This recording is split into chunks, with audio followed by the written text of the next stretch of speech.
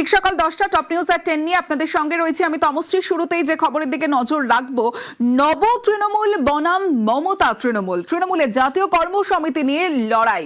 গতকাল আমরা কি দেখলাম? গতকাল আমরা দেখলাম নব তৃণমূলের জাতীয় কর্মসমিতি গঠন। জাতীয় কর্মসমিতি গঠন মমতা বন্দ্যোপাধ্যায়েরও। কর্মসমিতির তালিকা পাঠালেন নির্বাচন কমিশনে। আবির রয়েছে আমার সঙ্গে। আবির, এখানেই একটা প্রশ্ন আসে যে তাহলে ভবিষ্যৎ কি? আসল কর্মসমিতি কোনটা? প্রথমত হচ্ছে যারাই আসল তৃণমূল কংগ্রেস বলে দাবি করতে চাইবে তাদেরকে জাতীয় কর্মসমিতি গঠন করে নির্বাচন কমিশনের কাছে আবেদন করতে হবে। তৃণমূল কংগ্রেসের তরফ থেকে প্রথমে হচ্ছে 5ই জুন একটি জাতীয় কর্মসমিতির বৈঠক ডাকা হয়, যেটা মমতা বন্দ্যোপাধ্যায়ের পন্থী জাতীয় কর্মসমিতি। সেই 5ই জুনের বৈঠকে তারা 5জন নাম স্থির করে কারা কোন দায়িত্বে পাবে দেখতে পাওয়া যায়, এবং সেই দায়িত্বের পর দেখতে পাওয়া গেল যে বেশ কয়েকজন তারা সেখান থেকে তারা সরে যান, তারা অন্য জায়গাতে তারা নাম লেখান। এই অবস্থাতে দাঁড়িয়ে নতুন করে স্থির করা হয় যে আবারও জাতীয় কর্মসমিতির বৈঠক করা হবে। 5 তারিখের পর কি দেখতে পাওয়া গেল যে 20 তারিখ ফের একটা জাতীয় কর্মসমিতির বৈঠক হলো, এবং সেখানে আগের জাতীয় কর্মসমিতির বৈঠকে যারা ছিল তাদেরকে সরিয়ে দেওয়া হয় এবং তাদেরকে সরিয়ে দিয়ে নতুন বেশ কয়েকজনকে নিয়ে আসা হয়।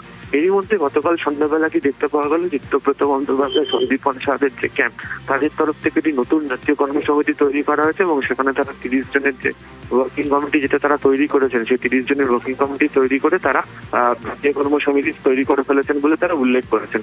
এবার প্রসঙ্গটা হচ্ছে যে এই যে দুই তরফের তরফ থেকে জাতীয় কর্মসমিতি আলাদা আলাদা করে তৈরি করা হয়েছে, তারা কি করবেন এখনো পর্যন্ত আমাদের কাছে যা পাওয়া খবর সেটা হচ্ছে যে বন্দ্যোপাধ্যায়ের যে জাতীয় কর্মসূচি যেটা তিনি তৈরি করেছিলেন 5 তারিখ, সেই 5 তারিখে জাতীয় কর্মসমিতি তৈরি হওয়ার পর সেখানে বেশ কিছু বদল আসার পর 20 তারিখের যে জাতীয় কর্মসমিতি তারা তৈরি করে সেই নামের তালিকা তারা নির্বাচন কমিশনের কাছে পাঠিয়েছেন বলে আমরা জানতে পেরেছি। অর্থাৎ এক্ষেত্রে দাঁড়িয়ে তারা আগে থেকে দাবি করতে পারেন যে দলের চেয়ারপারসন মমতা বন্দ্যোপাধ্যায়টি তাদের হাতে নাম এবং প্রতীক রয়েছে, তাদেরকে স্বীকৃতি দেওয়া হোক। এবং এই পরিস্থিতি বিচার করে সংখ্যাতত্ত্বের দিক থেকে একদিকে সাংসদ, একদিকে বিধায়ক, এবং যেহেতু নতুন কর্মসমিতি তৈরি করে দেওয়া হয়েছে ফলে এক্সিকিউটিভ মেম্বারের দিক থেকে ঋষভব্রত বন্দ্যোপাধ্যায়রা তারাও দাবি করতে শুরু করেছেন যে তাদের হাতে পর্যাপ্ত নাম্বার রয়েছে, তাদের হাতে পর্যাপ্ত নেতা রয়েছে, ফলে তারা এইটি পাওয়ার ক্ষেত্রে তারা যোগ্য বলে তারাও আলাদা করে নির্বাচন কমিশনের দ্বারস্থ হতে চলেছে।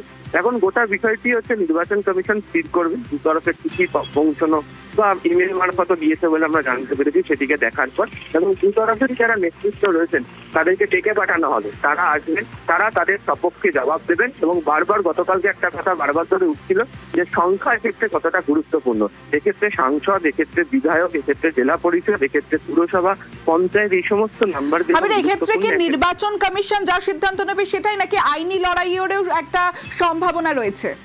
দেখো, এই ধরনের ঘটনাগুলির ক্ষেত্রে নির্বাচন কমিশন যে সিদ্ধান্ত নেয় সেটাই চূড়ান্ত। তবে অতীতেও দেখতে পাওয়া গিয়েছে যে এই ধরনের ক্ষেত্রে নির্বাচন কমিশনের সিদ্ধান্তকে চ্যালেঞ্জ করে অনেকে তার আদালতেরও দ্বারস্থ হন। ফলে আগামী দিনে এই কর্মসমিতি বা দল বা প্রতীক কারাতে থাকবে সেই বিষয়কে বোঝার জন্য দু তরফেরই আদালতের দ্বারস্থ হওয়া, আইনি লড়াইয়ে যাওয়ার রাস্তা খোলা রয়েছে। আমি একটা বিষয় সঙ্গে থাকো,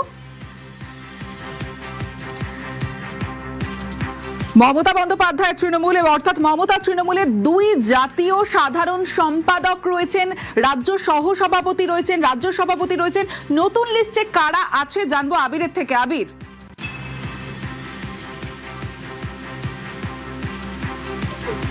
শোনা যাচ্ছে? কথা বলবো আবিরের সঙ্গে, তার আগে আরো একবার আপনাদের জানিয়ে রাখি যে নব তৃণমূল মমতা তৃণমূলের জাতীয় কর্মসমিতি নিয়ে লড়াই। গতকাল নব তৃণমূলের জাতীয় কর্মসমিতি গঠন, এবং জাতীয় কর্মসমিতি গঠন মমতা বন্দ্যোপাধ্যায়েরও। কর্মসমিতির তালিকা পাঠালেন নির্বাচন কমিশনে। দলের চেয়ারপারসন হিসেবে সই মমতা বন্দ্যোপাধ্যায়ের, এবং মমতার যে জাতীয় কর্মসমিতি সেই লিস্টে কারা কারা আছেন জানবো। আবির রয়েছে আমার সঙ্গে।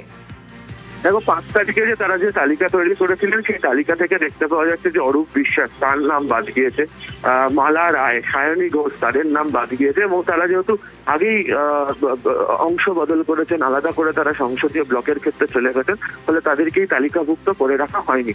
ফলে নতুন যে তালিকা তৈরি হয়েছে সেখানে একেবারে যারা পুরনো ছিলেন তাদেরকে কয়েকজনকে বাদ দিয়ে নতুন নাম যুক্ত করে তারা পাঠিয়েছেন, এবং তারা দাবি করতে শুরু করেছেন নির্বাচন কমিশনের কাছে পাঠিয়ে তারাই আসল, তাদের কাছে নাম এবং প্রতীক রয়েছে, এটাই তাদের জাতীয় কর্মসমিতি।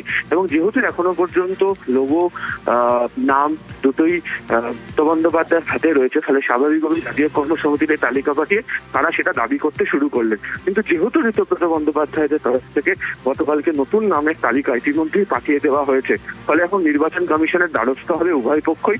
নির্বাচন কমিশন এবার দুপক্ষকেই ডেকে পাঠাবে এবং তারপরে চূড়ান্ত সিদ্ধান্ত নেওয়া হবে।